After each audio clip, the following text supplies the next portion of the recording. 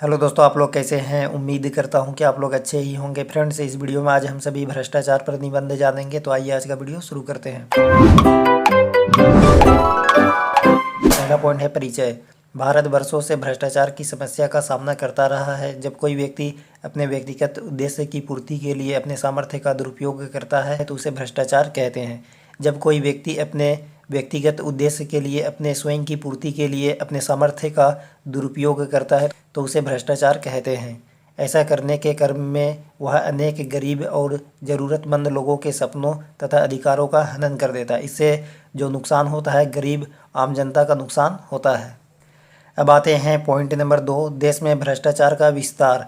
हमारे समाज में भ्रष्टाचार की जड़ें मजबूत है। यह राजनीति, व्यापार, उद्योग, शिक्षा आदि सभी क्षेत्रों में व्याप्त है। यदि हम सरकारी कार्यालयों में अपना काम कराना चाहते हैं तो हम अधिकारियों को बिना घूस दिए नहीं करा सकते। तो फ्रेंड्स, यह कोई नई बात नहीं है कि जब भी हम कोई सरकारी कार्यालय में अपनी काम करवाने के लिए जाते हैं तो जब तक अफसरों को घूस नहीं दिया जाता है तब तक वह काम नहीं करते, और बिना घूस के हम अपना काम कराते हैं तो हमें इतना दौड़ाया जाता है कि हम थक जाते हैं।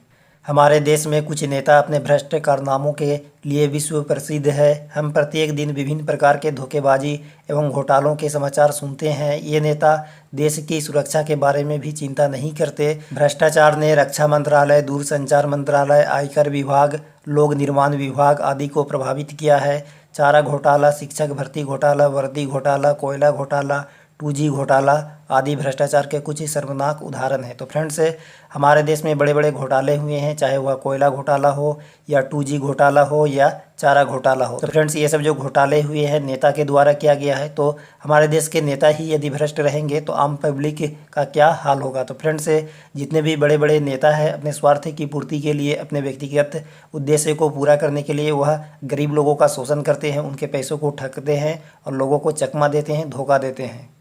अब आते हैं पॉइंट नंबर 3, भ्रष्टाचार के परिणाम। भ्रष्टाचार के कारण देश के आम नागरिकों को काफ़ी कष्ट उठाना पड़ता है। रिश्वत न्याय को विलंबित करती है एवं अपराध को बढ़ाती है। हमारे मंत्रीगण भारी मात्रा में अवैध संपत्ति जमा कर लेते हैं। वे गरीब नागरिकों के अधिकारों का शोषण करते हैं। तो फ्रेंड्स, भारत देश में रिश्वत लेने की जो परंपरा है बहुत ही पुरानी है। लोग जब तक रिश्वत नहीं लेते तब तक वह काम नहीं करते। तो फ्रेंड्स, जो रिश्वत देते हैं, घूस देते हैं, उसका काम पहले होता है, और जो घूस नहीं देते हैं, रिश्वत नहीं देते हैं, उसे अनेक बार दौड़ाया जाता है। इसलिए लोग इससे बचने के लिए पैसे दे देते हैं और नेता का इससे मनोबल बढ़ जाता है और वह लोगों को हमेशा शोषित करते हैं, गरीब लोगों को ठगने का प्रयास करते हैं।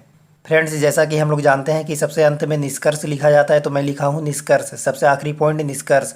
हमारे देश से भ्रष्टाचार को मिटाने के लिए हमें युवा वर्ग को आगे आना होगा। सरकार के लिए अकेले ऐसा करना बहुत ही कठिन है। हमें सतर्क और साहसी बनने की ज़रूरत है। हम लोगों को न रिश्वत देनी चाहिए और न दूसरों को ऐसा करने देना चाहिए। भ्रष्टाचार के विरुद्ध सार्वजनिक जागरूकता ही भ्रष्टाचार को मिटा सकती है। तो फ्रेंड्स, हमारे देश से भ्रष्टाचार को मिटाने के लिए सबसे पहले युवा वर्ग को आगे आना होगा और उन्हें यह संकल्प करना होगा कि ना ही रिश्वत देना है और ना ही किसी को देने के लिए प्रोत्साहित करना है। तो फ्रेंड्स, आई होप कि आप सभी को भ्रष्टाचार पर निबंध पसंद आया होगा। यदि अच्छा लगे तो वीडियो को लाइक कर दीजिए, चैनल को सब्सक्राइब कर दीजिए। आज का वीडियो वहीं तक। धन्यवाद। Thanks for watching. आपका दिन शुभ हो।